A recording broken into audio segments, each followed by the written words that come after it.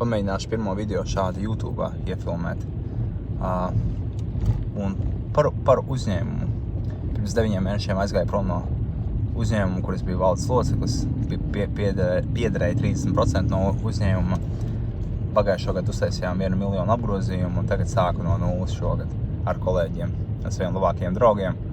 Un ir 8. mēnesis, tagad kopš mēs aktīvi strādājam, jo 1 mēnesis bija tāds un tāds gatavošanās, un ir ļoti labi, tiešām ir ļoti labi un crazy.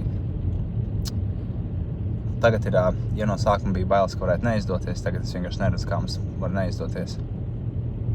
Bet ir bailes par to, ka mēs attīstamies pa lēnu, gribās ātrāk attīstīties, gribās vairāk palīdzēt klientiem, jo es saprotu to, ka ja klientiem ies labāk, mums ies labāk, ja mēs palīdzēsim klientiem augt, viņi palīdzēs mums augt. Un tas nozīmē to, ka šobrīd dzīvojam mazliet tādā stresiņā par to, ka mums ir jānodrošina augsta kvalitāte šobrīd, kas mums izdodas par laimi, bet tāpēc mums ir mazāk laika, lai kaut ko jaunu piedāvātu klientiem.